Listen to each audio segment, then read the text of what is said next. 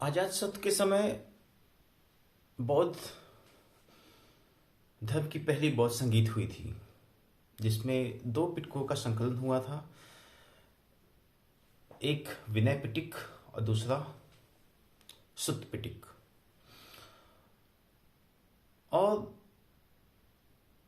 इन पिटकों के संकलन के बाद मैंने यहाँ तक पिछले वीडियो में बनाया था। अब मैं इसके आगे शुरू करता हूँ। फिर अजातशत्रु के धर्म के बाद अब हम उसके कुछ निर्माण कार्य, कुछ नए भवनों का या फिर कुछ नगरों का की स्थापना अजातशत्रु ने किया। पहला है कि जब वज्र संघ, क्योंकि वज्जियों के साथ जो करीब 16 वर्षों तक संघर्ष चला, उनके संघर्ष के पूर्व मतलब कि वज्जियों के आक्रमण के संभावित आक्रमण के से अपने राज्य को बचाने के लिए या अपने राज्य की सुरक्षा के लिए सर्वप्रथम अजातशत्रु ने गंगा सोन नदियों के संगम पे, गंगा सोन गंडक और उसके अगल बगल पुनपुन और सरयू नदियां भी बहती थी, कि संगम पे पाटलिग्राम नामक एक मजबूत दुर्ग का निर्माण कराया।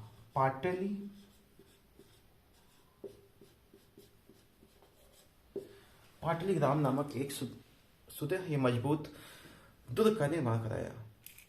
और जब इस दुर्ग का निर्माण कराया तो इसके उद्घाटन के लिए अजातशत्रु ने समकालीन बौद्ध धर्म के संस्थापक महात्मा बुद्ध को आमंत्रित किया। महात्मा बुद्ध जब पाटलिग्राम के दुर्ग के उद्घाटन के लिए आए और उन्होंने इस दुर्ग का उद्घाटन किया, तभी उन्होंने भविष्यवाणी की कि पाटलिग्राम भारतवर्ष का मुख्य नगर एवं व्यापार वाणिज्य की दृष्टि से सबसे प्रसिद्ध केंद्र बनेगा। और हम लोग जानते भी हैं कि आगे चल के यही पाटलिग्राम पाटलिपुत्र के नाम से बनता है और एक मगध साम्राज्य और उसके आगे आने वाले वंशों के लिए ये एक मुख्य राजधानी या मुख्य प्रशासनिक केंद्र बन जाता है। मतलब महात्मा बुद्ध की भविष्यवाणी यहाँ पे कहीं न कहीं सही बैठती है। इसके बाद अजातशत्रु के अंतिम समय की जानकारी के लिए हम सिंहली अनुसूचियों पर निर्भर होते हैं, क्योंकि सिंहली अनुसूचियों के अनुसार लगभग अजातशत्रु ने 32 वर्षों तक शासन किया। और 32 वर्षों तक शासन करने के बाद अजातशत्रु के पुत्र उदयन या उदयभद्र ने के द्वारा मार डाला गया 460 ईसा पूर्व में। इस तरह अजातशत्रु का शासन काल समाप्त होता है। अब अजातशत्रु के बाद उसका पुत्र उदयन या उदयभद्र 460 ईसा पूर्व में मगध साम्राज्य का या हर्यक वंश का शासक बना। उदयन या उदयभद्र 460 से 444 ईसा पूर्व तक।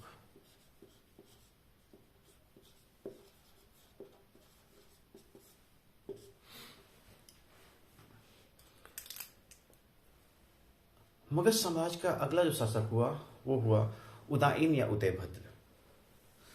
ये उदयन या उदयभद्र मगध साम्राज्य का अगला शासक हुआ और करीब 460 ईसा पूर्व में ये मगध राज्य की गद्दी पर बैठा।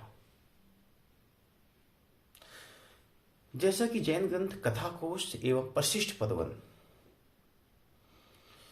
में कहा गया है कि उदयन या उदयभद्र जो था ये अजातशत्रु एवं पद्मावती का पुत्र था।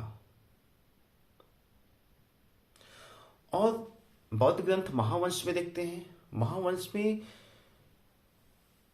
उदयभद्र को त्रितहंता कहा गया है।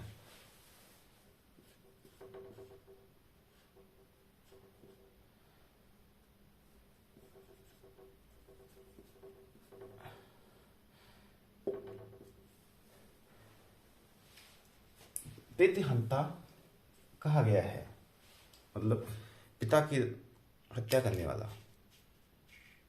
महावंश, बौद्ध ग्रंथ महावंश में कहा गया है। जबकि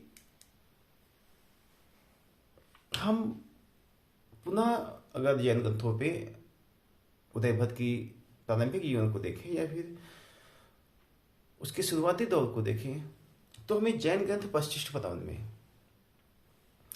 में कहा गया है कि उदयभद्र जो था या उदयन जो था, ये पितृभक्त था, मतलब अपने पिता का अनुयायी या पिता का भक्त था। एवं वशिष्ठ पर्व में कहा गया है कि अब जब अजातशत्रु शासक था, मतलब अपने पिता के समय जब अजातशत्रु शासक था, तो अजातशत्रु ने उदयन या उदयभद्र को चंपा का उपराजा या वायसराय बनाया था। और उसी ग्रंथ में वशिष्ठ पर्व में कहा गया है कि उदयन या उदयभद्र को जो कुलीन वर्ग थे, ये कुलीन लोग थे, एवं जो अमात्य या मंत्री लोग थे या सचिव लोग थे, इन लोगों ने मिलकर इसे राजा बनाया था। अब क्या था कि जब हर्यक वंश के अंतर्गत अंग भी आ गया, कौशल भी आ गया और वज्रसंघ भी इसके अंतर्गत आ गया, तो इसके बाद जो राज बचा था वो था अवंती।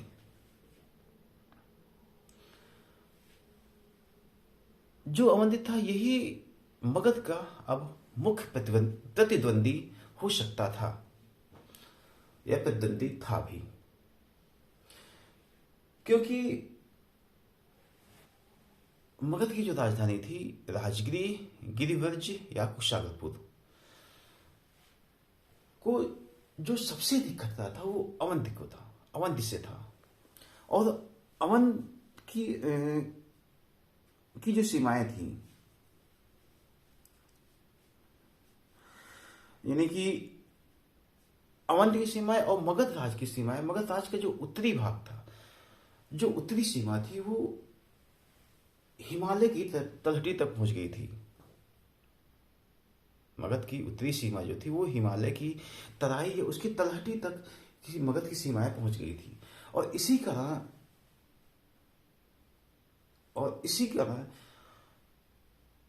जहां पर अजातशत्रु ने पाटलिग्राम नामक सुदृढ़ या मजबूत दुर्ग का निर्माण कराया था, वहीं पर उसी स्थान पर, जैसा कि गार्गी संहिता में एवं वशिष्ठ पर्वन, गार्गी संहिता, वशिष्ठ पर्वन एवं वायु पुराण में के अनुसार ये कहा गया है कि गंगा एवं सोन नदियों के संगम पर, गंगा एवं सोन नदियों के संगम पर उदयन या उदयभद्र ने पाटलिपुत्र नगर या पाटलिपुत्र नामक नवीन नगर का निर्माण कराया।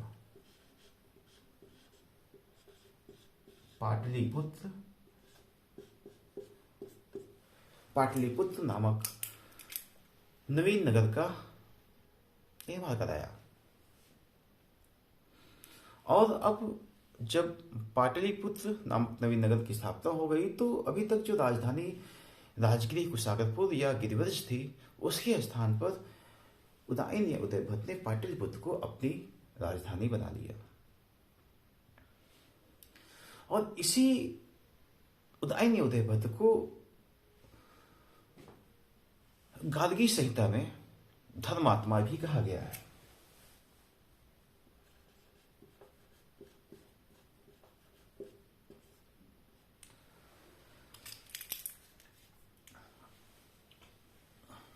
धर्मात्मा भी कहा गया है। और जो उदयन उदयभद्र था, ये जैन धर्म का पोषक था या जैन धर्म का अनुयायी था, जैन धर्मी था।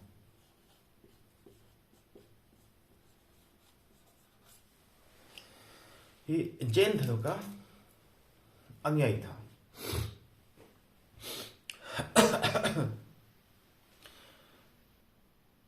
क्योंकि आवश्यक सूत्र में से पता चलता है कि पाटलिपुत्र नगर के मध्य में इसने एक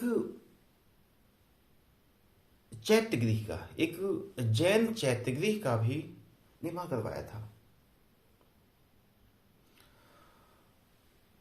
और जो उदयन उदयभद्र था, ये नियमित रूप से ये व्रत रहता था। और जो आचार्य थे, जो जैन आचार्य थे, जैन धर्मोपदेशक थे, ये इनके नियमित रूप से इनकी प्रवचन भी सुनता था। और ऐसा ही एक दिन जब वो धार्मिक उपदेश या प्रवचन सुन रहा था, तो अवंती का राजा पालक, ऐसा माना जाता है कि अवंती का राजा जो पालक था, अवंत के राजा पालक द्वारा एक व्यक्ति को नियुक्त किया गया। इसके द्वारा नियुक्त एक व्यक्ति को नियुक्त किया गया। और जब उदयन या उदयभद्र जब उपदेश सुन रहा था, तो इसने, जिस व्यक्ति को पालक ने नियुक्त किया था, उसने पीछे से उसको छूता भोग कर या चाकू से गोद कर उसकी हत्या, उदयन की हत्या कर दी। इस तरह 444 ईसा पूर्व में उदयन की हत्या हो गई। और उदयन के बाद या उदयभद्र के बाद हर्यक वंश जो था, ये इसके जो उत्तराधिकारी हुए वो निर्बल हुए और इसका पतन होना शुरू हो गया। क्योंकि हम बौद्ध स्रोतों से, अगर हम बौद्ध ग्रंथों या बौद्ध साहित्य की बात करें, तो उसमें उदयन के या उदयभद्र की 3 उत्तराधिकारियों की बात कही गई है। 3 उत्तराधिकारियों की बात कही गई है। उसमें पहला था अनिरुद्ध, दूसरा मुंडक,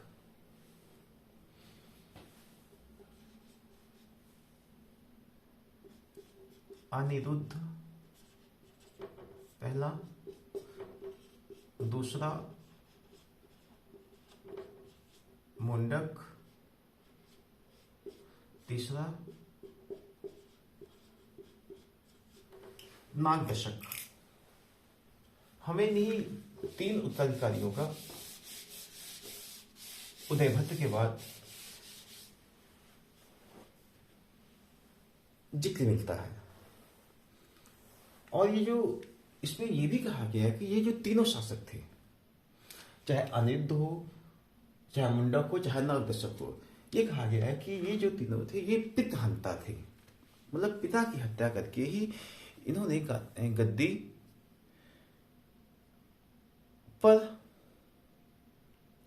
पर बैठे थे।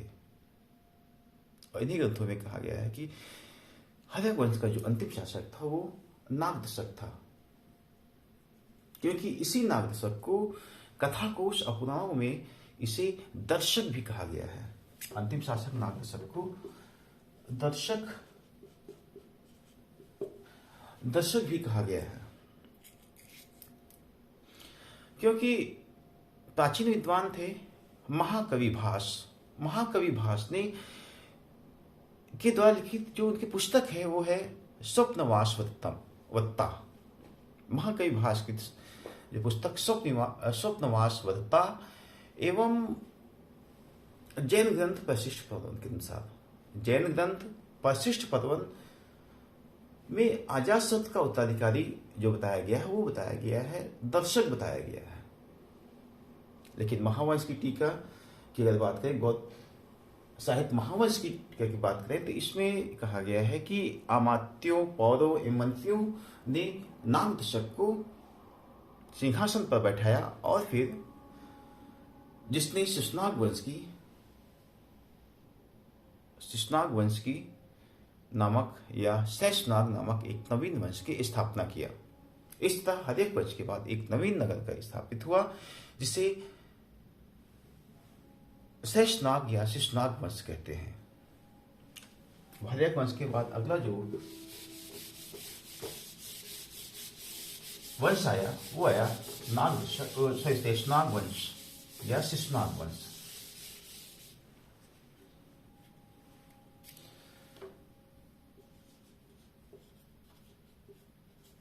शैशु नाग वंश या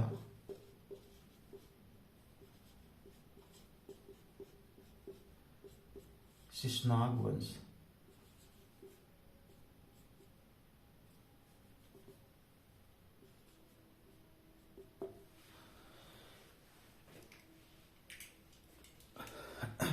शिशुनाग वंश का जो शासनकाल था वो 412 ईस्वी से ईसा पूर्व से लेकर 344 ईसा पूर्व तक था।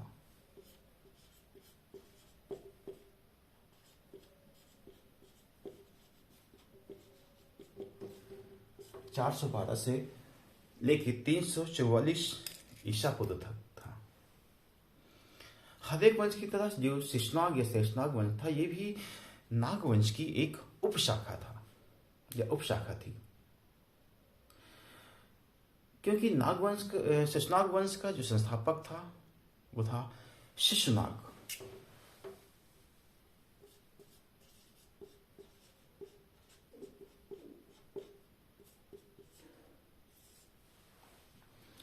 शिशुनाग जो कि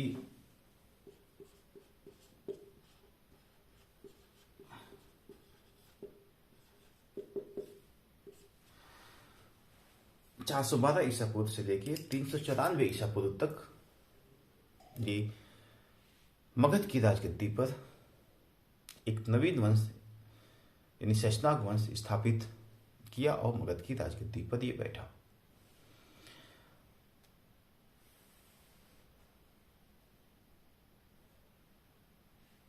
और मगध का पद जो दूसरा राजवंश था हर्यक वंश के बाद शिशुनाग वंश, उसका संस्थापक भी शिशुनाग ही था। क्योंकि हम शिशुनाग के वंश के बारे में या इसके इतिहास के बारे में हम जो बौद्ध ग्रंथ महावंश है, बौद्ध ग्रंथ महावंश पे थोड़ा सा उस पर निर्भर होते हैं।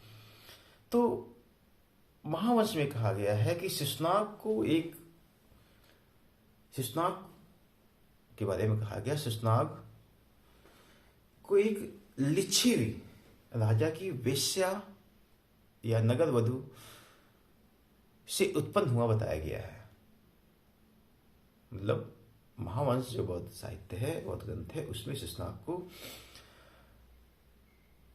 लिच्छवी राजा की एक वेश्या या नगर वधु से उत्पन्न हुआ या पैदा हुआ बताया गया है। जबकि हिंदू धार्मिक ग्रंथ ये कहते हैं, हिंदू धार्मिक ग्रंथ पुराण ये कहते हैं कि शिशुनाग जो था ये क्षत्रिय था। जो कि अगर अन्य साहित्यों की बात करें तो ये जो पुराण जो कहते हैं कि शिशुनाग क्षत्रिय था, ये कहीं ना कहीं ये सही बैठता है। क्योंकि अगर मान लीजिए शिशुनाग अगर क्षत्रिय न होता, किसी निम्न कुल से होता, तो उस समय जो परंपरा, जो वैदिक काल के बाद जो परंपरा चली आ रही थी, एक मतलब कि समाज में जो कट्टरतापन, जो रूढ़िवादी जो ब्राह्मण का वर्चस्व जो था, जो कट्टरतापन था, जो आडंबर था, और इन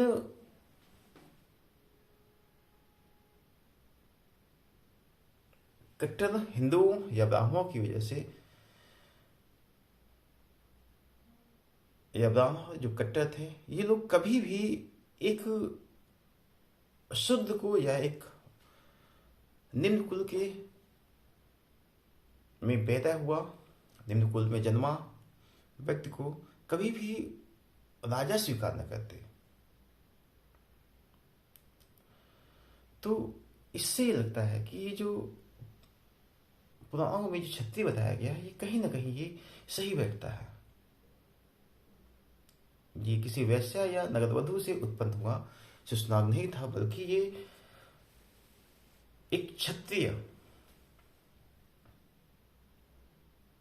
वंश से संबंधित था। इसी वजह से इसको सभी वर्गों ने इसको स्वीकार भी किया।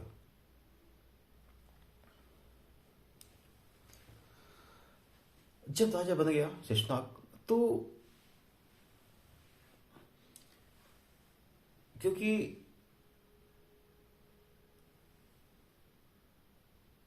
अब क्या था कि इसने पहला काम यह किया कि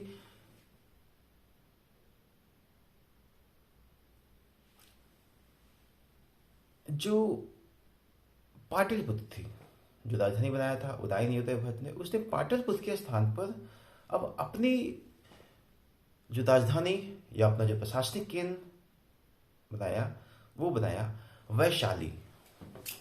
वैशाली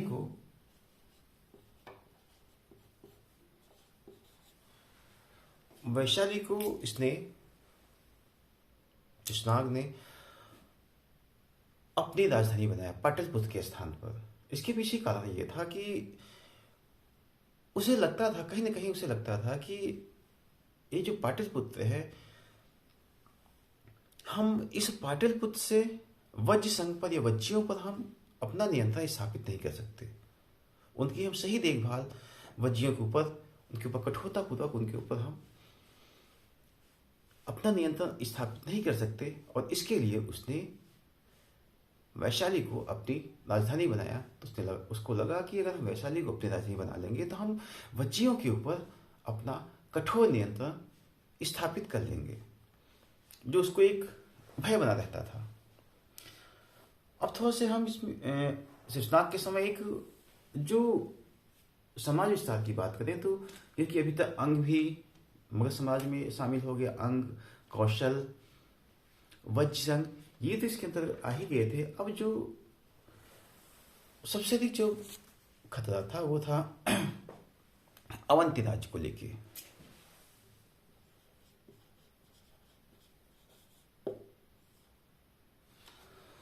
अवंती को लेके, जो कि हिमालय की, जो कि मगध साम्राज्य की उत्तरी सीमा और हिमालय की तलहटी में स्थित था। और शेषनाग ने अपने साम्राज्य विस्तार के अंतर्गत सबसे पहले उसने अवंती राज्य पर को जीतने की कोशिश किया।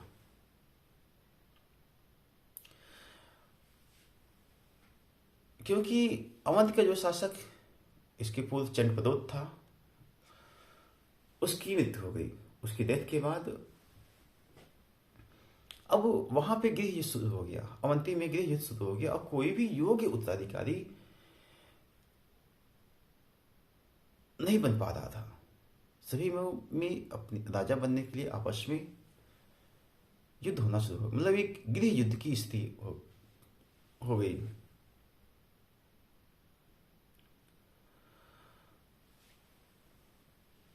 और इस गृह युद्ध के कारण जो अवंती राष्ट्र था, ये एकदम शक्तिहीन हो गया। अब जब गृह युद्ध चल रहा था तो शेषनाग को भी अच्छा मौका मिल गया। उसने क्या किया, उसने अच्छा मौका मिल गया कि यही एक अच्छा मौका है कि हम अब क्या है कि अब हम अवंती पर अगर आक्रमण कर देंगे तो, क्योंकि वहां पे कोई अभी केंद्र की सत्ता नहीं, कोई राजा नहीं है, तो हम उस पर विजय प्राप्त कर सकेंगे। उसने इसका फायदा उठाया, उस गृह युद्ध का फायदा उठाया।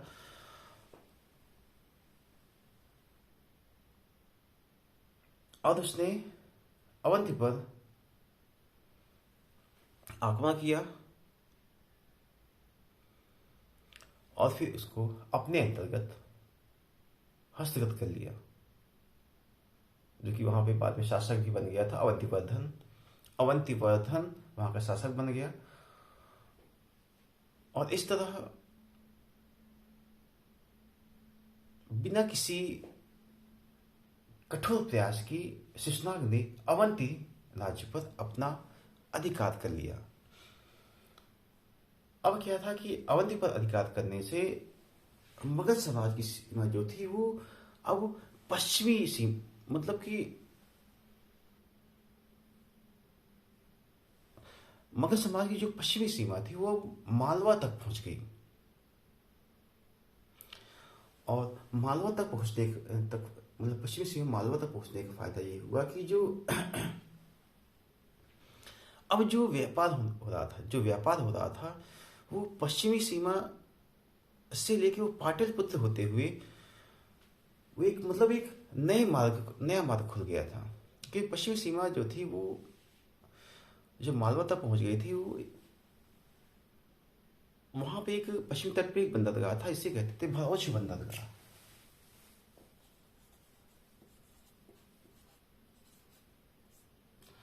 जो भौज बंदरगाह था यहाँ तक अब मगध की सीमा पहुंच गई थी। इससे व्यापार वाणिज्य में भी काफी लाभ पहुंचना शुरू हो गया।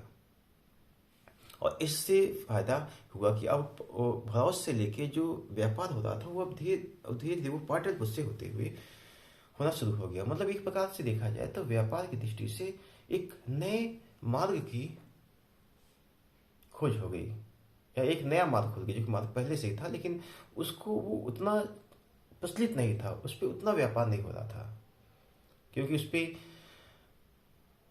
अवंती का अधिकार था और वज्जियों का भी भय बना रहता था उस मार्ग थे। और जब अवंती को शेषनाग ने अपने अंतर्गत हस्तगत कर लिया तो इससे ये मार्ग जो था ये अब सुरक्षित हो गया। और इससे मगध समाज का जो सीमा थी वो भी काफी विस्तृत हो गई।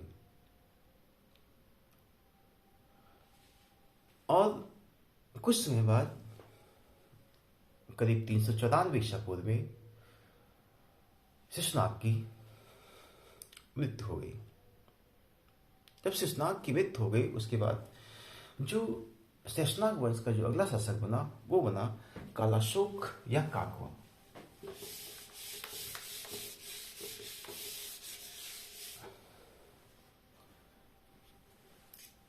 कालाशोक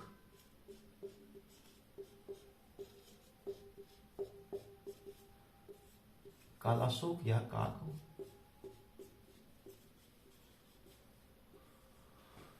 काकवा अगला शासक बना शेषनाग वंश का, जो कि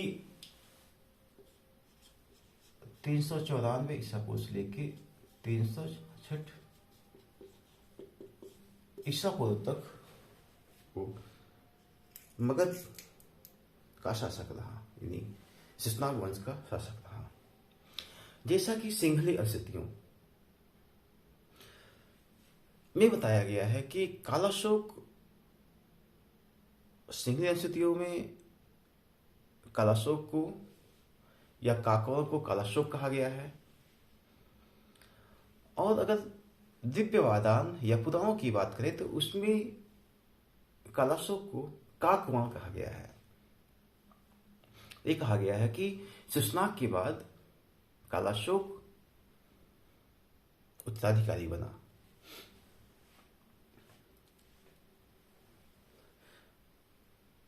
और कालाशोक जब शेषनाग शासक था तो उसके समय कालाशोक को कुछ समय के लिए काशी प्रांत का प्रशासक भी बनाया गया था। काशी प्रांत का कालाशोक को प्रशासक भी बनाया गया था। जब कालाशोक शासक बन गया तो उसने क्या किया कि अभी तक जो उसके पूर्वज ने जो वैशाली को अपना राजधानी बनाया था, अब इसने पुनः उदयन या उदयभद्र द्वारा स्थापित पाटलिपुत्र नामक नवीन नगर की जो स्थापना किया था उसको इसने पुनः अपनी राजधानी बनाया। मतलब कि कालाशोक ने अब पाटलिपुत्र को अपनी पुनः राजधानी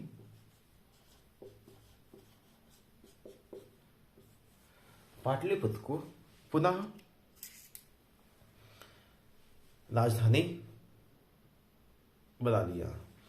और ये अब क्या था कि अब ये आगे के राजवंशों, केवल मगध साम्राज्य नहीं बल्कि हम आगे के राजवंशों के लिए ये पाटलिपुत्र अब मुख्य नगर और राजधानी बना रहा। कालाशोक के समय एक विशेष बात यह थी कि करीब जब वो गद्दी पर बैठा उसके 10 वर्षों के बाद मतलब 394 ईसा पूर्व में गद्दी पर बैठा। उसके 10 वर्षों के बाद करीब 383 ईसा पूर्व में, 383 ईसा पूर्व यानी महात्मा बुद्ध की मृत्यु के बाद या महापरिनिर्वाण के 100 वर्षों के बाद, 483 ईसा पूर्व जब महात्मा बुद्ध की डेथ हुई थी, तो उसके 100 वर्षों के बाद, मतलब 383 ईसा पूर्व में और कालाशोक की गद्दी पर बैठने के 10 वर्षों के बाद 383 ईसा पूर्व में बौद्ध धर्म की द्वितीय संगीत हुई। वैशाली में बौद्ध धर्म की द्वितीय बौद्ध संगीत का आयोजन किया गया और वैशाली के चुल्लबग में, इसको चुल्लबग कहें या बालूका नाम बिहार कहें,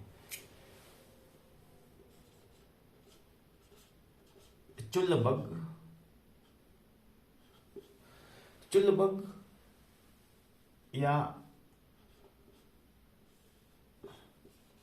बालूका राम बिहार,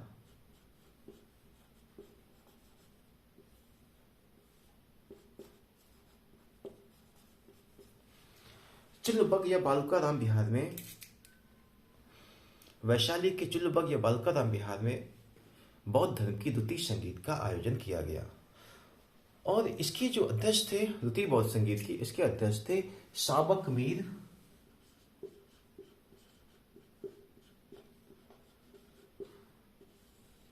या साबक मीर कह सकते हैं, या इन्हें हम सरुकामी,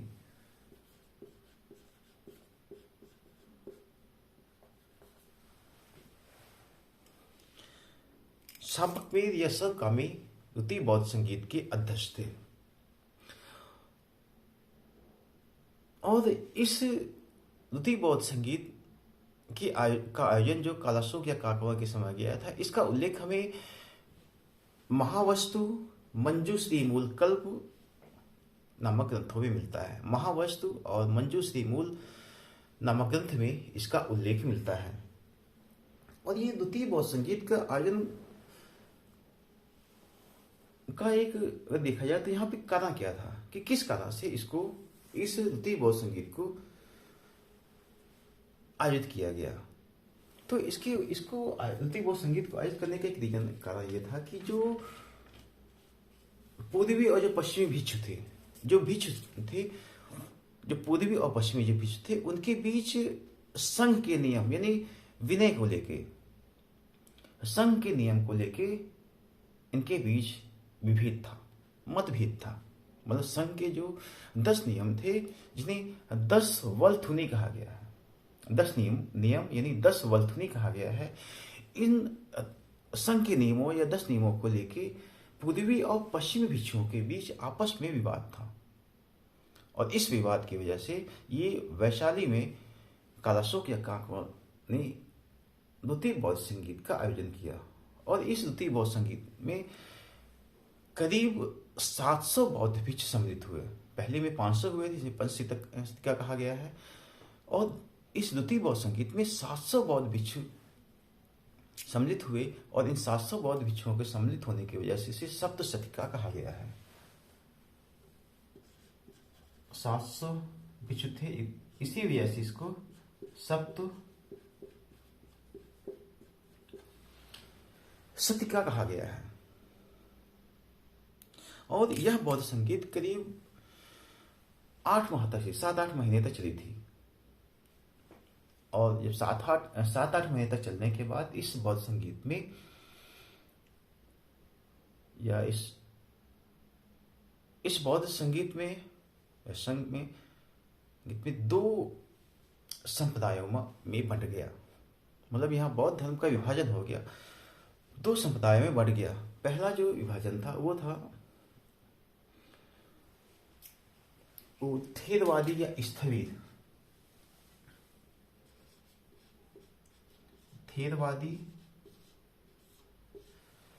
पहला थेरवादी या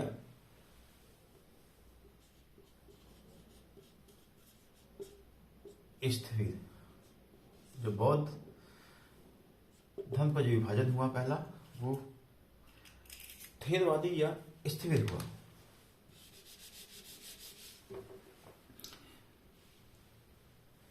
और इस थेदवादी या स्थविर जो विभाजन हुआ, इसका जो नेतृत्व किया, ये पश्चिमी बौद्ध भिक्षु के नेतृत्वकर्ता जो थे वो थे महाकच्चायन। इन्होंने इसका नेतृत्व किया।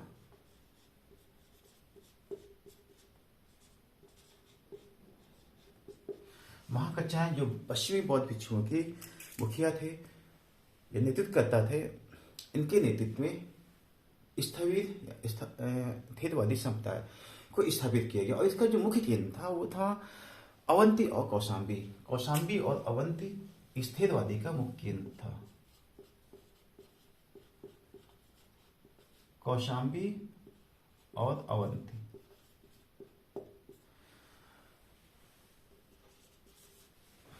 ये स्थविर या थेदवादी योग का मुख्य केंद्र था। और जो दूसरा विभाजन था वो था महासांघिक।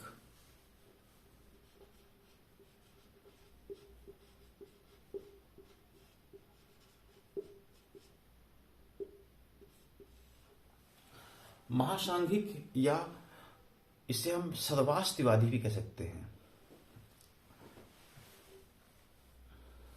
महासांघिक या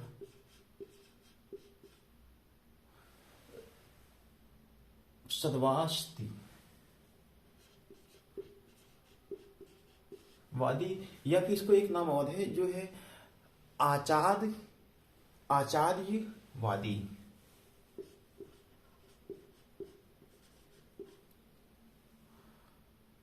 आचार्यवादी मतलब इसको हम चाहे महासांघिक कहें, चाहे हम सर्वास्तिवादी कहें, चाहे आचार्यवादी कहें, मतलब इसको हम किसी भी नाम से इसको कह सकते हैं। और ये इसका नेतृत्व किए जो पूर्वी भिक्षु के जो प्रमुख थे वो थे महाकश्यप।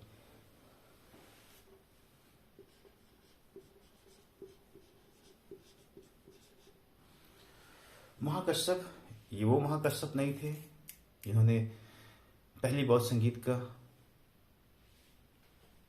नृत्यकर्ता किया था, ये दूसरे थे।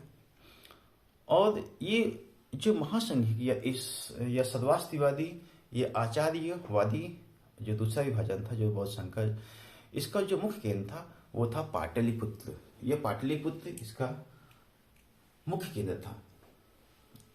और यही जो विभाजन जो वैशाली में द्वितीय बौद्ध संघ जो आयोजित किया गया, इसमें जो दो विभाजन हुआ था, स्थिरवादी या थेदवादी, दूसरा महासंघिक या आचार्यवादी या सर्वास्तिवादी, यही आगे चल के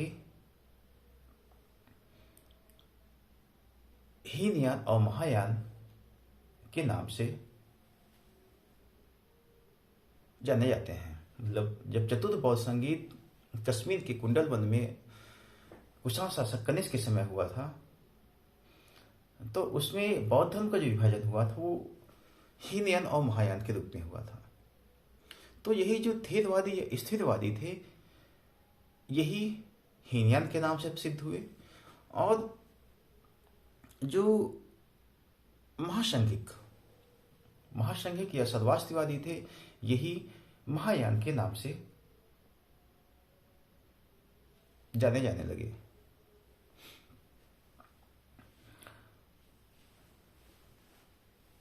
हम एक विद्वान हैं जो कि हर्षवर्धन के समय उसके दरबार में रहते थे, उनका नाम था बाणभट्ट। सम्राट हर्षवर्धन के आश्रित कवि या विद्वान बाणभट्ट ने एक पुस्तक लिखी थी, उसका नाम था हर्षचरित। तो हम बाणभट्ट के हर्षचरित से हमें यह पता चलता है कि जब काकवान या कालाशोक जब अपनी राजधानी में घूम रहा था, तो किसी व्यक्ति ने उसकी चाकू से या तलवार से उसकी गोद कर उसकी हत्या कर दी। और बाद में पता चलता, उसी में कहा गया है कि वो जो व्यक्ति था वो महापद्मनंद था। महापद्मनंद नंद था, ऐसा हमें वामभट्ट के हर्षचरित में उल्लेख मिलता है। क्योंकि हम बौद्ध साहित्य महाबोधि वंश में भी हमें जिक्र मिलता है कि जब काकवा की हत्या हो गई तो उसके उत्तराधिकारी का जिक्र मिलता है, और उसमें कहा गया है कि महाबोधि वंश में कि काकवा के बाद या कालाशोक के बाद उसके 10 पुत्र हुए। इन 10 पुत्रों ने करीब 22 वर्षों तक मगध की राजगद्दी पर शासन किया। जो हमें महाबोधि वंश में जो कालाशोक या काकवा के जो 10 पुत्रों का जो उसके उत्तराधिकारी बनने का जिक्र है, उसमें उनके नाम भी मिलते हैं। जैसे पहला मिलता है भद्रसेन, भद्रसेन मिलता है। उसके बाद फिर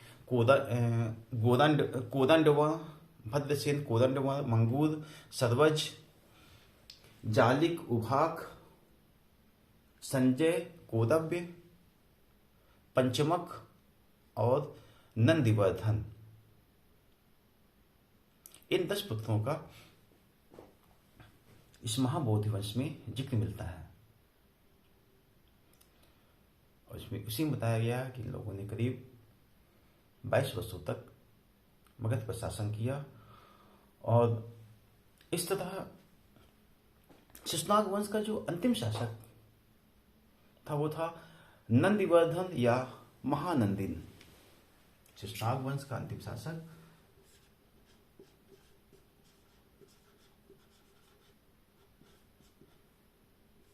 नंदिवर्धन या महानंदी, चाहे नंदिवर्धन कहे चाहे महानंदिन कहे, ये शिशुनाग वंश का अंतिम शासक था। और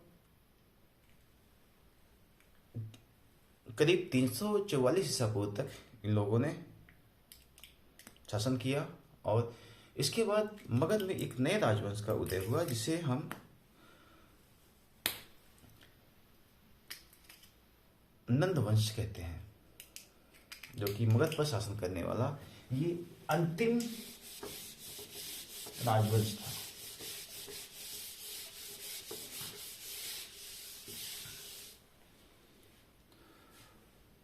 नंद वंश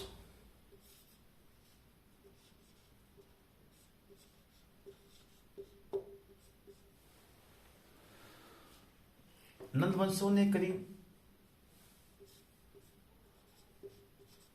344 ईसा पूर्व से लेकर 322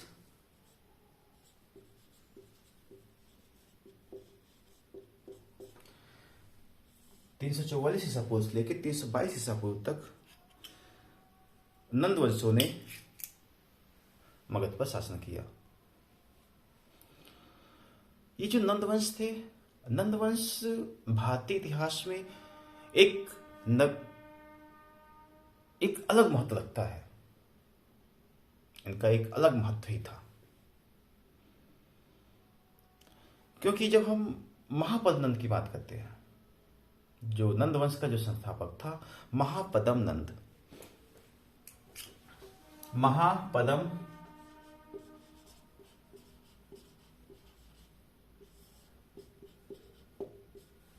नंदवंश का शासक जो था महापद्म नंद, क्योंकि पुराणों में इसे महापद्म कहा गया है, पुराणों में इसे महापद्म कहा गया है। और इसी पुराणों में से शूद्र गर्भोदय, मतलब कि शूद्र माता पिता से उत्पन्न होने वाला भी कहा गया है। क्योंकि हम जब जैन साहित्य परिशिष्ट पर्वन की बात करते हैं तो इसमें महापद्म नंद को नापित दास या नापित पिता और वैश्य माता का पुत्र कहा गया। नापित पिता और वैश्य माता का पुत्र हमें जैन साहित्य परिशिष्ट पर्वन में कहा गया है। और आवश्यक सूत्र में जो जैन साहित्य है परिशिष्ट पर्वन के अलावा आवश्यक सूत्र में भी हम देखते हैं तो इसे नापित दास मतलब नाई का दास, नापित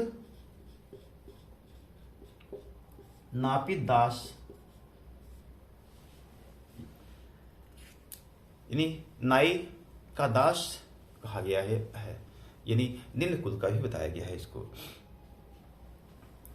क्योंकि जब हम बौद्ध साहित्य महाबोधि वंश की बात करते हैं, क्योंकि हमें नंद वंश के बारे में इसके जैन साहित्य बौद्ध साहित्य पे ही डिपेंड रहना पड़ेगा, इसी वजह से हम लोग थोड़ा से जैन और बौद्ध साहित्य और पुराणों पे बात करते हैं। तो जब हम बौद्ध साहित्य महाबोधि वंश की बात करते हैं तो उसमें महापद्म नंद को उग्रसेन कहा गया है। उग्रसेन, महापद्म नंद को उग्रसेन ये कहा गया है, और उग्रसेन यानी जिसके पास भयंकर या विशाल सेना है उसे उग्रसेन कहा जाता था।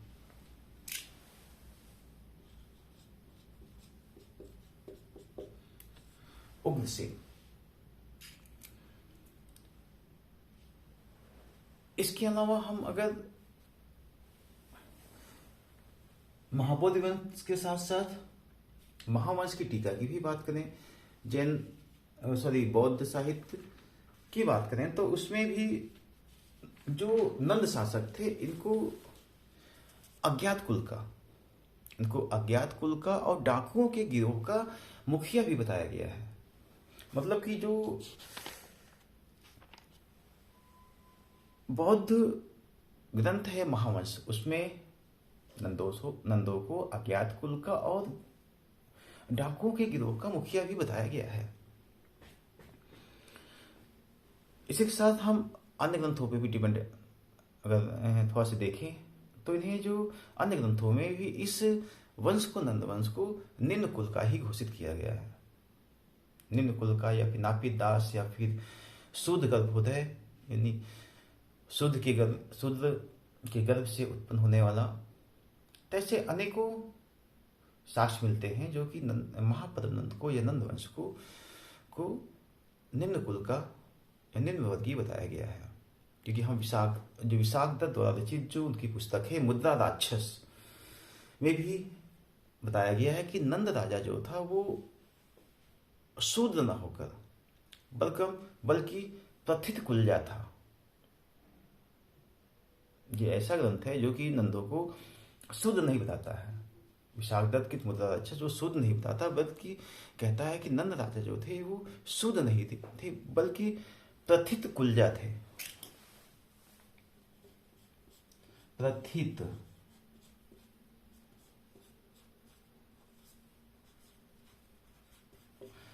कुल्जा थे। और इसी के साथ साथ इसमें इन्हें अभिजन भी कहा गया है।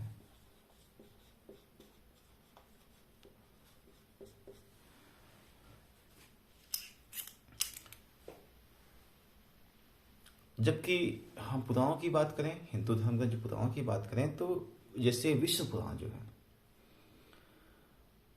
विष्णु पुराण में कहा गया है कि महानंदी की सुद्रा यानी महापद्म नंद के पिता महानंदी की सुद्रा से उत्पन्न महापद्म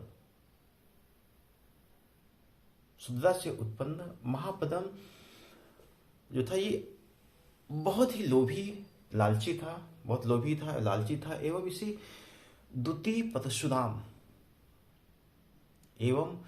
दूसरे परशुराम के समान सर्वछत्रांतकारी था। द्वितीय परशुराम के समान सर्वछत्रांतकारी मतलब सभी क्षत्रियों का नाश करने वाला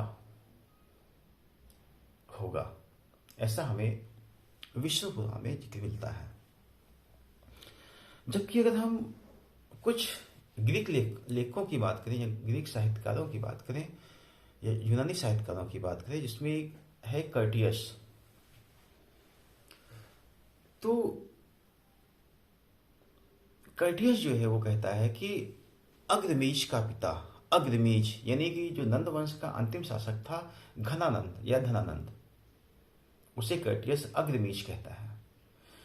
कर्टियस कहता है कि अग्रमीश का पिता नाई जाति का था। मतलब ये स्पष्ट रूप से कहता है कि जो महापद्मनंद था ये नाई जाति या निम्न वर्ग का था, और अपनी कहता है कि वो इतना सुंदर था कि अपनी सुंदरता के कारण वो जो रानी थी उसका वो प्रेमी बन गया था, प्रेम पात्र बन गया था, प्रेम पात्र बन गया, उसका प्रेमी बन गया। और एक दिन उसने छल कपट के माध्यम से उसने राजा की हत्या कर दी। और जब राजा की हत्या कर दी तो राजकुमारों की संरक्षण के बहाने वो अब मगध की राजगद्दी पर बैठ गया, ऐसा यूनानी लेखक कर्टियस कहता है। जबकि एक यूनानी लेखक जो है वो दूसरा है, वो डियोडेरस या डियोडोरस। डियोडोरस भी कुछ ऐसे ही कहानी का जिक्र करता है।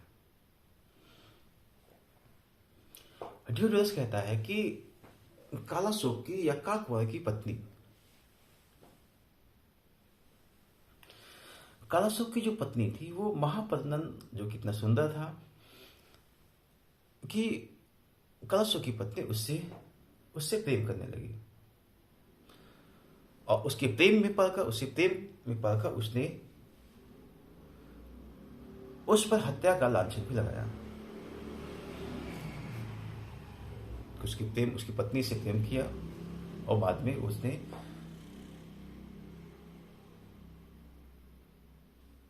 शासक की हत्या की और गद्दी हथिया लिया। ऐसा हमें डियोडोरस भी कहता है। मतलब ये दोनों विद्वान जो हैं ये कहीं ना कहीं ये महापद्मनंद को ये निम्न वर्ग का घोषित ही करते हैं। इसके साथ साथ ये विद्वान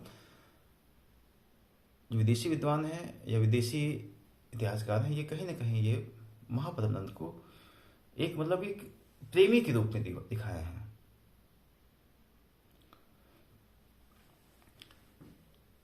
हम जानते हैं कि महापद्मनंद को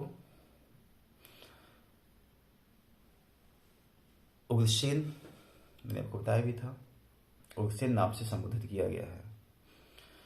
और कहीं ना कहीं ये उग्रसेन जो संबोधित किया गया है ये एक निम्न कुल या निम्न वर्गों का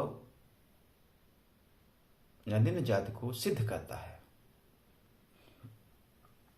क्योंकि जो उग्र है, उग्रसेन का अगर संधि विच्छेद करेंगे तो जो इसका पहला पद है उग्र,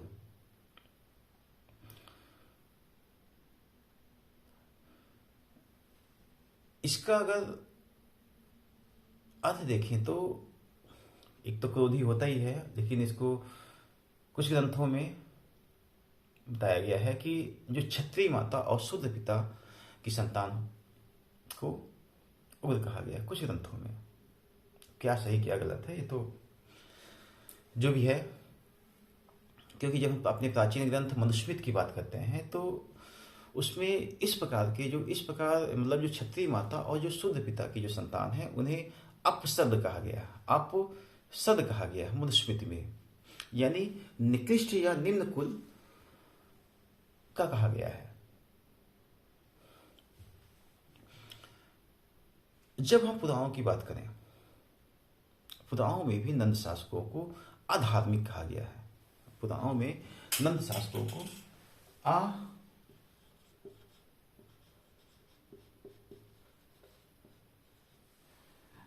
अधार्मिक कहा गया है।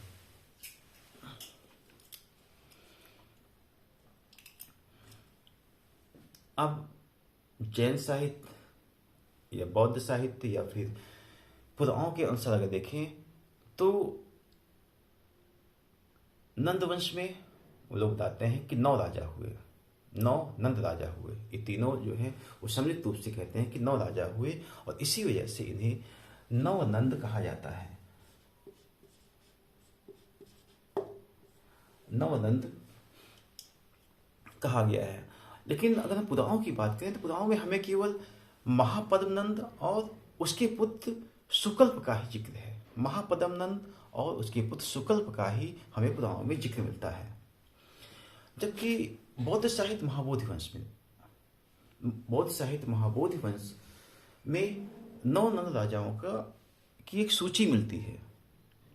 9 नंद राजाओं की एक सूची मिलती है, जिसमें जो पहला जो नंद शासक था वो उग्रसेन यानी महापदम नंद, फिर उसके बाद दूसरा पंडुक, तीसरा पांडुगति, चौथा भूतपाल, पांचवा राष्ट्रपाल, छठा गोविशनक और सातवां दास सिद्धक, आठवां कैवर्त और अंतिम जो नंद शासक था वो था धनानंद या घनानंद का हमें जिक्र मिलता है। और उपयुक्त ग्रंथों के अगर उपयुक्त तो साहित्य ग्रंथों के अनुसार अगर देखा जाए तो नंदवंश मगध पर शासन करने वाला एक जो था वो निम्न कुल का निम्न वर्गीय था, और कहा जा सकता है कि ये प्रथम या पहला गैर क्षत्रिय राजवंश था जो मगध पर स्थापित हुआ था। पहला ये वंश था जो कि गैर क्षत्रिय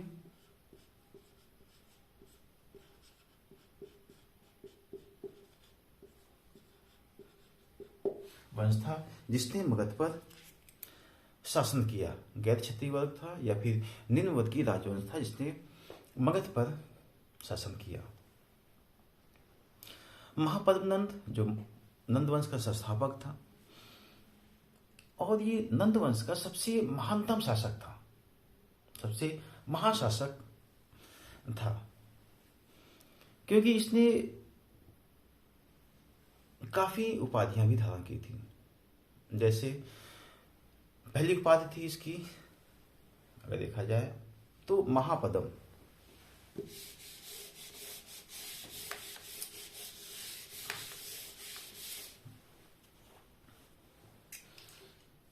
पहली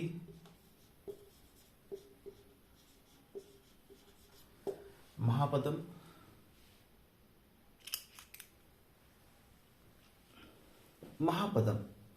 पदम माने हम लोग जानते हैं, अगर पर्यायवाची देखें तो कमल होता है।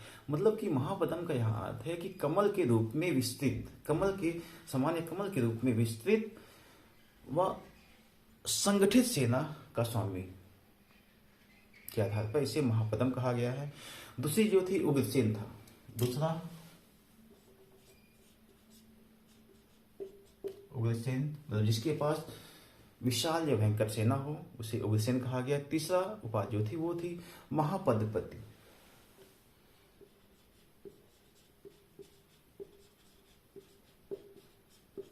महापद्मपति यानी जिसके पास असीमित धन हो या असीमित राजकोष हो।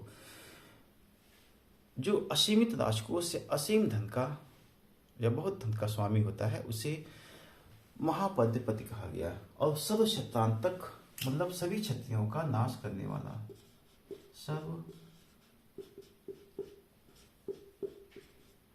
क्षत्रांतक मतलब सभी क्षत्रियों का नाश करने वाला महापद्मनंद की अगली उपाधि थी। इसके बाद अगली जो उपाधि थी वो थी अपरो परशुराम।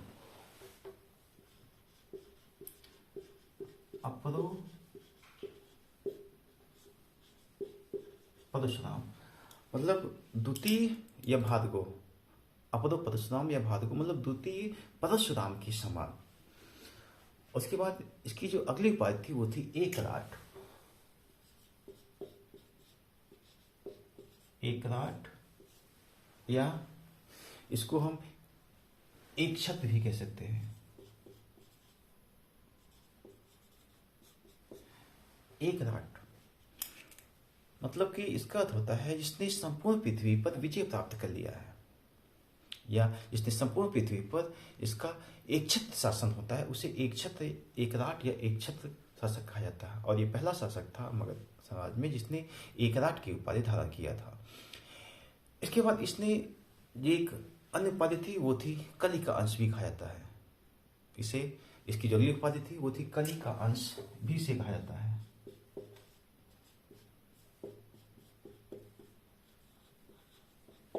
अंश। और जो इसके अलावा जो एक अगली उपाधि थी वो थी अनुलंघित, लंघित।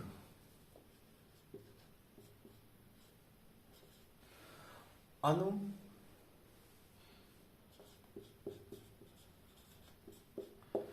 अनुलंघित शासक भी कहा गया है।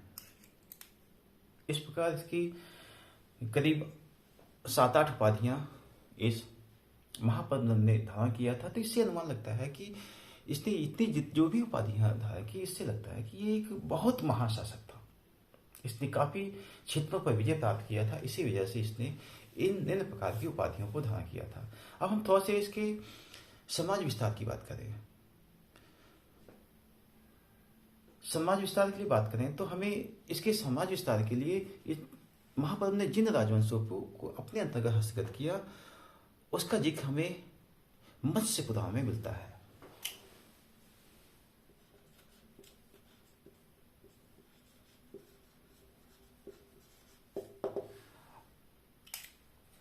मत्स्य पुराण में हमें महापद्म के द्वारा जो जिन प्रांतों को विजित किया गया है, जिन प्रांतों पे उसका अधिकार था, उसका हमें इस मत्स्य पुराण पे जिक्र मिलता है। उसने अपने समकालीन जितने राजवंशों को अपने अंतर्गत हस्तगत किया था, उसका हमें इसी मत्स्य पुराण में ही जिक्र मिलता है।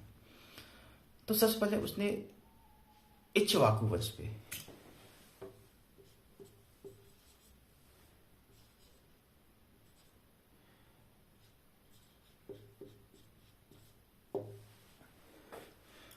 इक्ष्वाकु वंश पे सबसे पहले उसने इक्ष्वाकु वंश को सबसे पहले अपने अंतर्गत हस्तगत किया था। ये जो इक्ष्वाकु था, ये अवध प्रांत में सम्मिलित था, मतलब अवध प्रांत के आसपास का एरिया था। और ये लोग जो थे वो कौशल, इक्ष्वाकु लोग जो थे ये कौशल में राज करते थे, कौशल में राज करते थे, जो कि अयोध्या के समीप था। और ये माना जाता है कि अयोध्या के समीप हमें नंदों ने एक अपना सैनिक शिविर भी स्थापित किया था। ऐसा जिक्र हमें सोमदेव कृत कथा श्री सागर में मिलता है कि नंदों ने अयोध्या के पास अपना एक सैनिक शिविर भी स्थापित किया था। इसके बाद इसने अपना जो दूसरी विजय किया था वो था पांचाल। ये जो पांचाल एरिया था, ये पांचाल जो था जहां पे इसने विजय प्राप्त किया था, ये वर्तमान में रुहेलखंड में स्थित है, रुहेलखंड में स्थित है। और ये रुहेलखंड जो है ये बरेली, बदायूं, फर्रुखाबाद के जो क्षेत्र है उसमें, उसके अंतर्गत ये पांचाल क्षेत्र था। और इसके बाद इसने जो तीसरी विजय प्राप्त की वो थी काशीय, काशीय जो कि काशी के वंशज थे। काशीय जो थे ये काशी के वंशज थे। उसके बाद महापद्म ने जो नंद ने जो अगली विजय प्राप्त की वो थे है।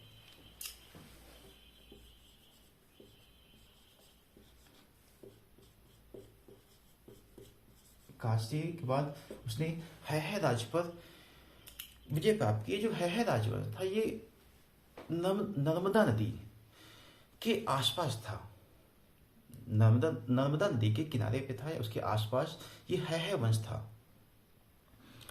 और इनकी जो राजधानी थी उसमें माहिष्मति थी।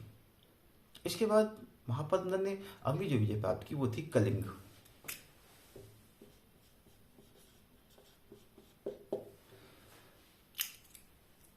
वो थी कलिंग। कलिंग के बारे में हमें खारवेल जो शासक था उसका जो हाथी गुफा अभिलेख है उसमें हमें इस कलिंग विजय के बारे में जिक्र मिलता है। ये वही कलिंग विजय है जिसमें हमें पहली बार भारतवर्ष का स्पष्ट रूप से उल्लेख मिलता है। और उसमें उल्लेख मिलता है कि किसी नंद राजा ने, नंदराज या नंद राजा ने कलिंग पर विजय प्राप्त किया। और विजय प्राप्त करने के बाद उसने वहां से जैन या जिन की मूर्ति को उठा के लेके आया और सिंचाई की व्यवस्था के लिए उसने वहां पे नहरों का भी निर्माण कराया। ऐसा हमें कलिंग यानी विजय के में मिलता है, यानी हाथी गुफा, खारवेल के हाथी गुफा उल्लेख में मिलता है। अगली जो विजय प्राप्त किया था वो था अश्मक।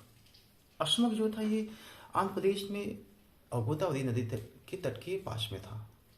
नहीं, वर्तमान में देखें तो जो निजामाबाद के समीप एक स्थान मिलता है नवनंद देहरा। नवनंद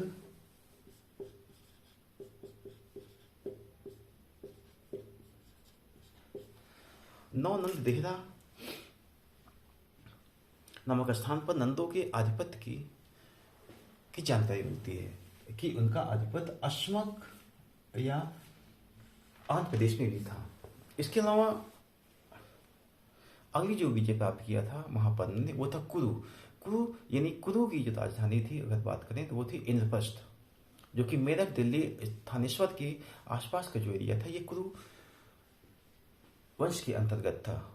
इसके बाद अगली जो विजय प्राप्त किया था महापद्म ने वो था मैथिल। मैथिल जो था यहाँ के लोगों को मिथिला कहा जाता। यहाँ के मैथिल के जो लोग थे मिथिला के निवासी थे और इसकी पहचान वर्तमान में नेपाल से की जाती है। नेपाल में एक स्थान है जनकपुर, उससे इसकी पहचान की जाती है। इसके बाद अगली जो विजय थी वो थी सूरसेन। सूरसेन जिसकी राजधानी मथुरा थी, इसको भी महापद्म ने विजय प्राप्त कर लिया था। इसके बाद जो 10वीं विजय आती है वो आती है वीतिहोत्र।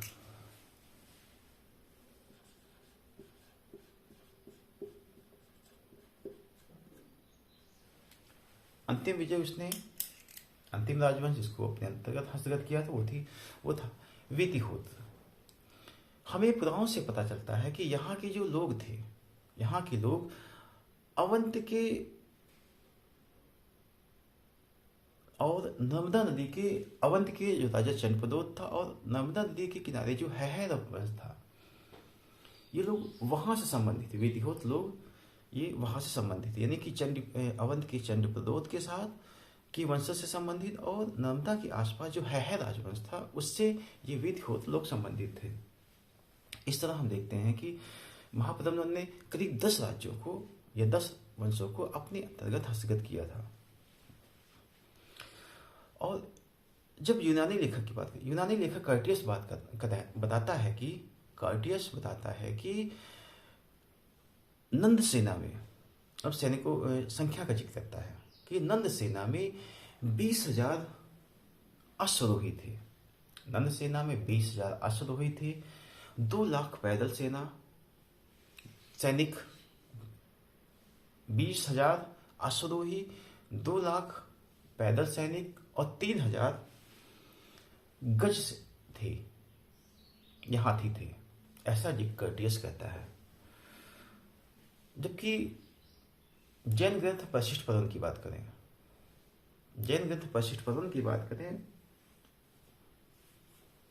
तो इस वशिष्ठ पुराण में महापद्म को आसमुद्र पृषीय साम्राज्य कहा गया है। आसमुद्र पृषीय साम्राज्य कहा गया है।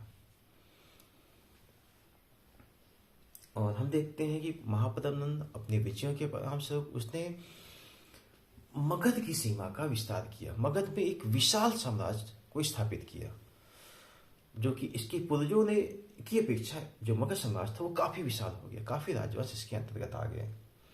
और बात करें प्राचीन भारतीय इतिहास में पहली बार था कि एक ऐसे साम्राज्य की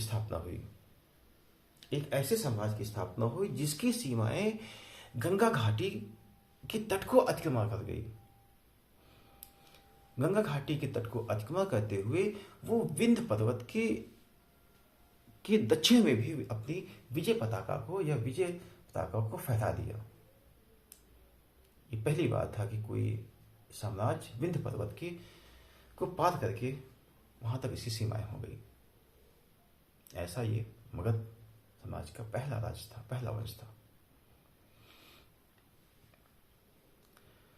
क्योंकि हम देखते हैं कि खारवेल के हाथी गुफा उल्लेख में भी हमें उसकी कलिंग विजय का भी उल्लेख मिलता है और इस विजय के बाद ये कहा गया है कि उसने जिन या कोई जैन मूर्ति थी प्रतिमा थी उसको उठाकर लेके आया था। क्योंकि हमें देखते हैं कि मैसूर में एक 12वीं शताब्दी में एक सदी में मैसूर से भी हमें एक अभिलेख मिला हो जिसमें महापद्मनंद के कुंतल विजय का भी साक्ष्य मिलता है। और इसी के साथ साथ ये कहा गया है कि महापद्म जो था ये नियमित रूप से अधिकारियों की नियुक्ति करता था। पहला शासक था जो नियमित रूप से अधिकारियों की नियुक्ति करता था एवं जो टैक्स कर संग्रह की या टैक्स वसूलने की एक सुव्यवस्थित एवं नियमित व्यवस्था का परिचालन किया था या प्रचलन किया था। इसी तरह इसने सिंचाई के क्षेत्र में भी काफ़ी काम किया महापद्मनंद ने। उसने नहरों का निर्माण कराया, क्योंकि हमें खारवेल के हाथी गुफा अभिलेख में ऐसा जिक्र मिलता है। और इसका जो मंत्री था जैन अमात्य जो था वो कल्पक, हमें कल्पक का भी जिक्र मिलता है।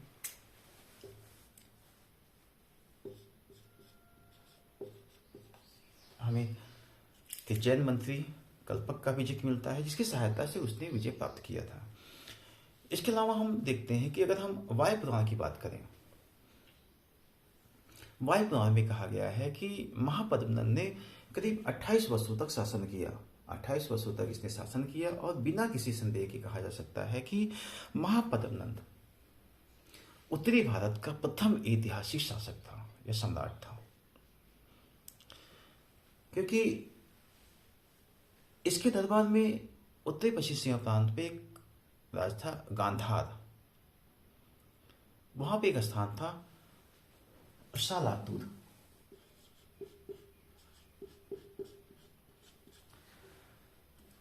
इस सलातुर में एक बहुत बड़े ग्रामर या व्याकरण के ज्ञाता का जन्म हुआ था। उनका नाम था पाणिनि।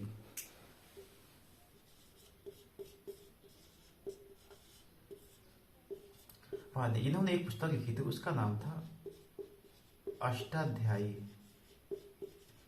मतलब इसमें 8 अध्याय थे। पाणिनि भी इस महापद्मनंद के दरबार में रहते थे। इन्होंने ग्रंथ लिखा, अष्टाध्यायी नामक ग्रंथ का लिखा। और इसी के साथ साथ ये जो इसकी राजधानी थी, महापद्मनंद की जो राजधानी थी पाटलिपुत्र, ये भी अपने वैभव और अपनी शिक्षा के कारण बहुत प्रसिद्ध थी। बहुत वैभवशाली नगर बन गया और शिक्षा का प्रमुख केंद्र भी महापद्मनंद के साथ के समय बन गया। कुछ समय बाद 28 वर्षों तक शासन करने के बाद महापद्मनंद की मृत्यु हो गई और उसके बाद उसके उत्तराधिकारी कुछ वर्षों तक शासन करते रहे और फिर अंतिम रूप से नंद वंश का जो शासक बना वो बना घनानंद। घनानंद या धनानंद।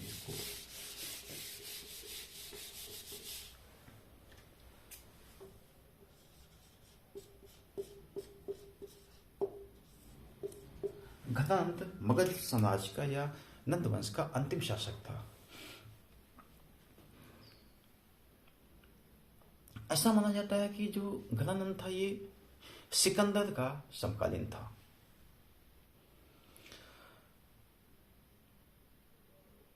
क्योंकि हम देखते हैं कि जो यूनानी लेखक कार्टियस है, यूनानी लेखक कार्टियस इसे अग्रमीज कहता है।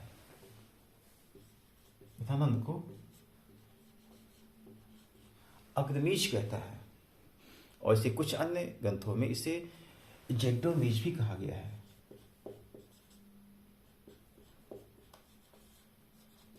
इसे अन्य ग्रंथों में इसे जैक्टोमीज भी कहा गया है।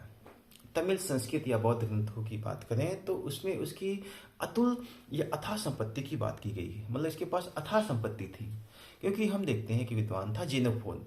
जेनोफोन जो था वो उसे बहुत धनी व्यक्ति भी कहता है।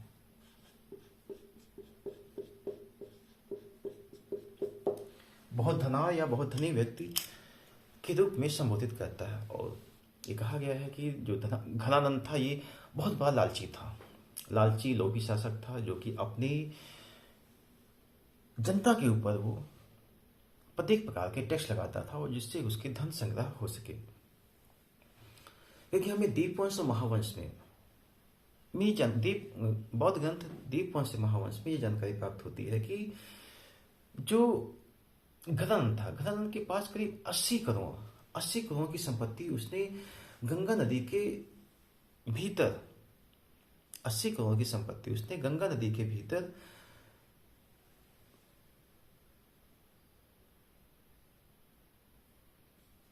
एक पर्वत गुफा बनाया था। गंगा नदी के भीतर उसने एक गुफा बनाई, पर्वत गुफा बनाई, और उसमें उसने छिपाकर उसमें इन 80 करोड़ संपत्ति को रख दिया था।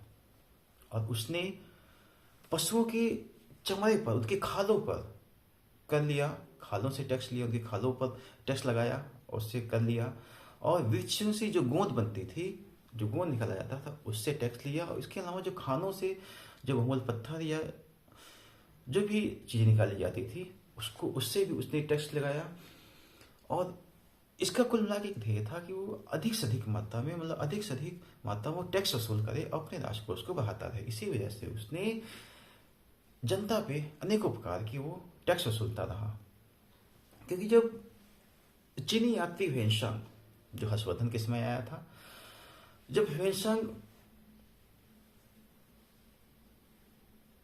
भारत आया तो उसने अपने ग्रंथ में जब पाटलिपुत्र नगर के बारे में बता रहा था तो उसने यहाँ के 5 जैन स्तूपों की बात किया। और 5 जैन स्तूपों की बात किया और कहा कि वहाँ पे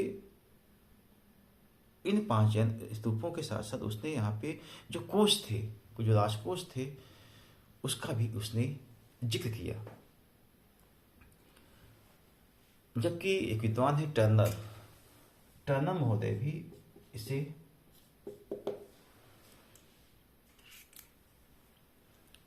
बहुत बड़ा लालची लोभी कहते हैं, और कहते हैं कि वो भी बहुत धन बटोरने में वो लगा रहता था, कि धन इकट्ठा करने में वो हमेशा लगा रहता था। इसके साथ साथ हम देखते हैं कि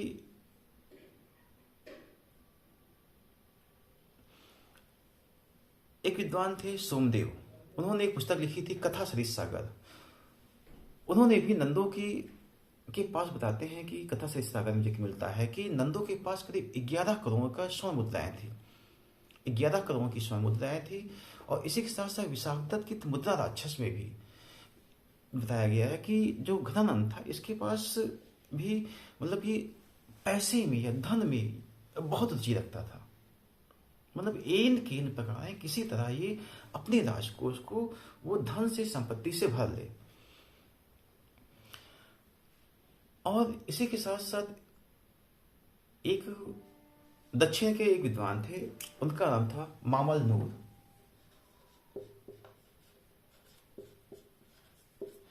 मामल नूर भी जो दक्षिण के संत थे, इन्होंने नंदों की, नंद शासकों की, विशेषकर गजानन की अथाह संपत्ति की बात की। ये वही विद्वान है जो मौर्यों के बारे में भी उल्लेख करते हैं।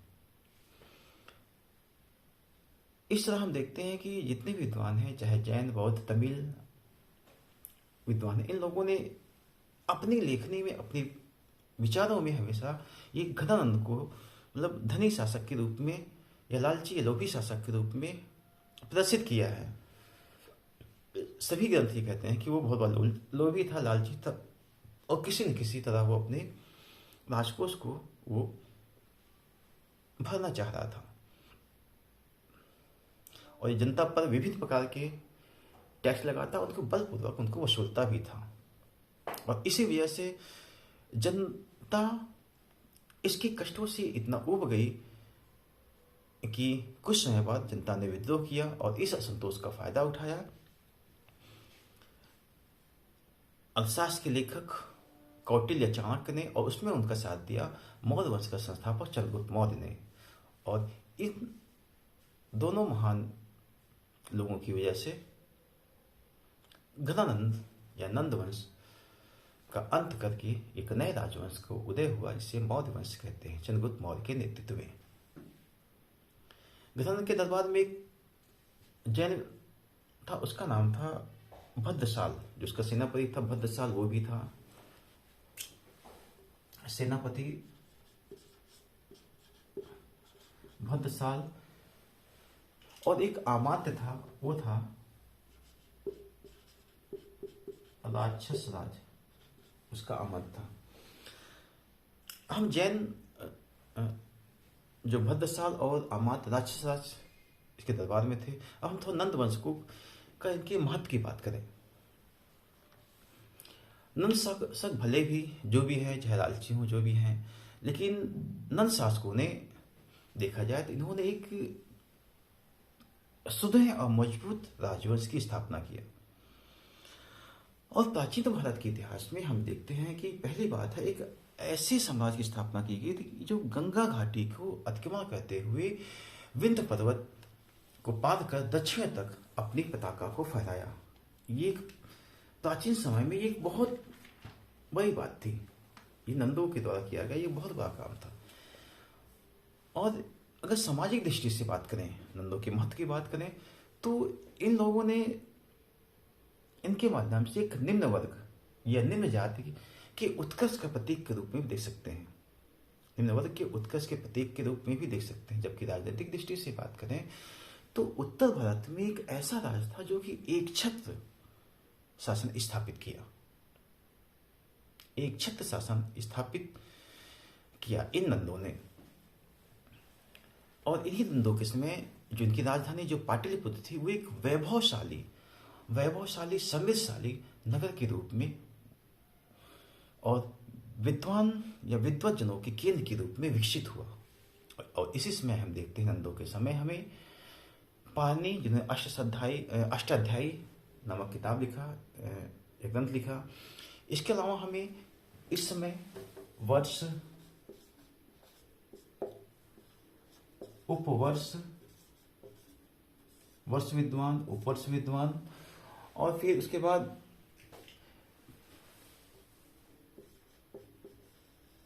पाणिनि मैंने बताया था जिन्होंने अष्टाध्यायी की रचना किया। इसके बाद कात्यायन जिन्होंने एक ग्रंथ लिखा था वो था वार्तिक। कात्यायन, और फिर अगले विद्वान थे वदरुचि।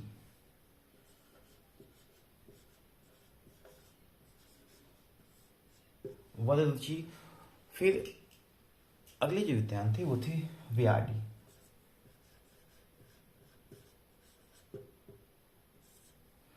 मतलब नंद के शासन में पाटलिपुत्र में वर्ष, उपवर्ष, पाणिनि, कात्यायन, वदरुचि और व्याडी जैसे प्रसिद्ध विद्वान इन लोगों की राजसभा को सुशोभित करते थे। आप जानते हैं कि जो नंद शासक थे ये जैन धर्म के अनुयायी थे।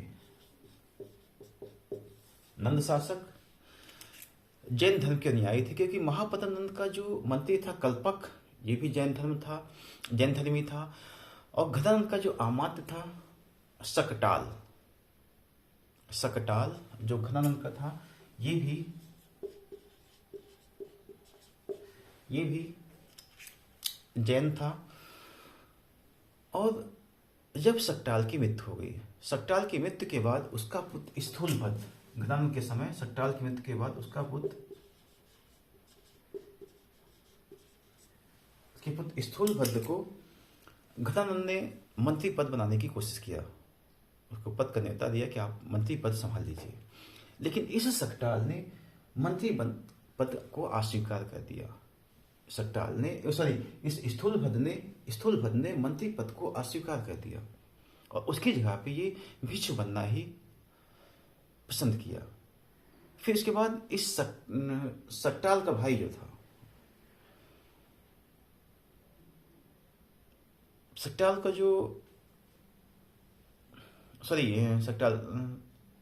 के बाद स्थूलभद्र ने जब मंत्री पद को स्वीकार कर दिया, बहुत भिक्षु बन गया, जैन भिक्षु बन गया। तो इसी स्थूलभद्र का भाई था, उसका नाम था श्रीयक। स्थूलभद्र का भाई श्रीयक को बुला के घनानंद ने मंत्री पद पर आसीन किया। इस तरह हम देखते हैं कि हमें यहाँ पे एक वंशानुगत शासन यानी मंत्री पद पर बैठाने की परंपरा का भी जिक्र मिलता है, जो एक नई बात थी कि मंत्री पद को भी वंशानुगत या में का जिक्र मिलना एक नई बात थी। और इसी के साथ हम देखते हैं नंद शासक जो थे ये किसकों के, किसानों की भलाई का भी कार्य करते थे। इन्होंने सिंचाई की व्यवस्था की किसानों के लिए, और किसानों की सिंचाई की व्यवस्था के साथ साथ इन्होंने एक ये कार्य किया कि ये नहरों का भी निर्माण कराया। और नहरों के निर्माण के साथ साथ इन्होंने बाट माप का मानकीकरण भी किया, मापतौल का, बाट और माप का इन्होंने मानकीकरण के एक मानक निर्धारित कर दिया। और घनानंद ने मापतौल की एक इकाई बनाई से नंदोप क्रमावली। घनानंद ने एक मापतौल की इकाई बनाई से नंदोप क्रमावली मानन कहते हैं। ये घनानंद ने मापतौल की एक इकाई बनाई, नंदोप क्रमावली मानन चलाया, जिसकी जानकारी हमें पानी के अष्टाध्याय में मिलता है। और आर्थिक दृष्टि से बात करें, नंदों की बात करें, तो ये नंद शासक जो थे, ये साइबेरिया से ये लोग सोना मंगाते थे। साइबेरिया से सोना मंगाते थे क्योंकि जेनोफोन ने अपनी साइडोपेरिया में कहा कि भारत का एक धनी शासक घनानंद था। और जब पश्चिमी एशियाई देशों के बीच विवाद होता था तो इस धनी शासक घनानंद को बुलाया जाता था मध्यस्थता करने के लिए इसी शासक को घनानंद को बुलाया जाता था, क्योंकि हमें इसके सिक्के पश्चिमोत्तर क्षेत्रों में भी प्राप्त होते हैं। इस तरह नंद वंश प्राचीन भारत में एक महानतम वंश था और निम्न वर्ग के उद्भव का वंश था। लेकिन ऐसे वंश का पतन होना भी एक बड़ी बात थी। और इसका पतन, नंद शासकों का पतन के क्या कारण थे, इस पर थोड़ा सा चर्चा कर लेते हैं। नंद शासकों के पतन के क्या कारण थे? क्योंकि हम देखते हैं कि नंद शासकों के पतन का हमें कोई निश्चित कारण नहीं दिखाई देता, और साक्ष्यों के अभाव में भी हम कुछ नहीं कह सकते। लेकिन फिर भी कुछ अन्य उपलब्ध सामग्री के आधार पर यह कह सकते हैं कि नंदो शासकों का पतन किन कारणों से हुआ। पहली चीज तो, जो नंद शासक थे ये अपने कार्यों से एकदम अलोकप्रिय हो गए थे। अपने कार्यों से एकदम जनता के बीच में, जनता इनको पसंद नहीं करती थी। अपने कार्यों से एकदम अलोकप्रिय हो गए थे। और विशेषकर अगर देखा जाए, जो घनानंद था ने प्रजाओं से अतुल धनराशि लिया, इस तरह से वो और संचित किया, अपने राजकोष को संचित किया। और इस धनलुप्तता की वजह से प्रजा उससे विक्षोभ करने लगी, उसका विरोध करने लगी। अगला जो कारण समझ में आता है हमें, वो दिखाई देता है कि नंद राजाओं ने जो था, वो उन्होंने अपने पुराने धर्म को छोड़कर जैन धर्म को स्वीकार कर लिया। और ऐसे समय में, जो कि उसमें रूढ़िवादिता, कट्टरतापन, आडंबर खूब चल रहा था और ब्राह्मणों का वर्चस्व था, और ब्राह्मण धर्म का वर्चस्व था, ऐसे समय वो जैन धर्म को अपनाना एक इन वर्गों के लिए एक विरोध की बात थी। और जो ब्राह्मण वर्गीय लोग थे, उनको कहते हैं कि घनानंद ने अपना राज्याभिषेक भी नहीं कराया, जिसके कारण से ये जो ब्राह्मण धर्मावलंबी थे, वो इससे मतलब घनानंद से उससे नफरत करने लगे। और जनता भी इनसे नफरत कर ही रही थी, इससे घृणा कर ही रही थी, क्योंकि ये निम्न कुल के आदमी थे, निम्न कुल के लोग थे।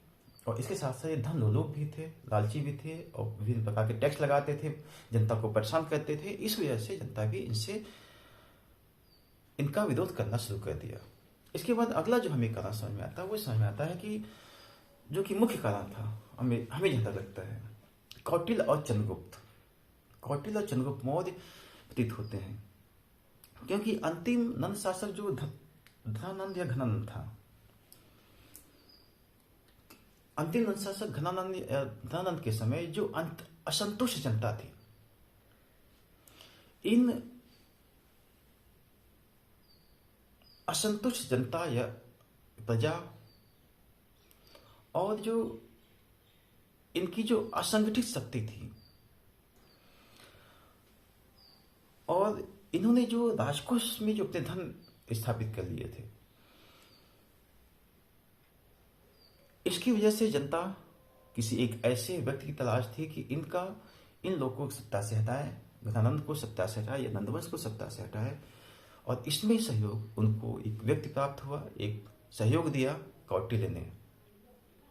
कौटिल्य ने सहयोग दिया और कौटिल्य ने चंद्रगुप्त मौर्य को का चयन किया और फिर उसने नंद वंश का पतन कर दिया, निस्नाबूद कर दिया।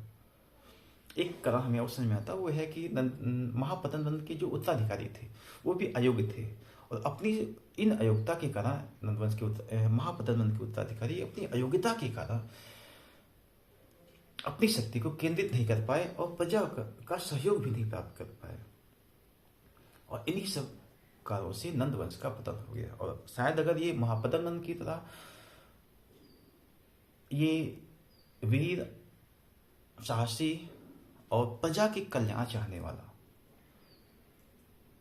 प्रजा का कल्याण चाहने वाला, प्रजा के ऊपर जो टैक्स लगा रहे थे ये नहीं, एक मामूली टैक्स लगाना जो आवश्यकता थी, और उनसे जबरदस्ती टैक्स या कर वसूल करना, अपने राजकोष को भरना, ये इनके लिए बहुत इस वंश के लिए बहुत घातक हुआ।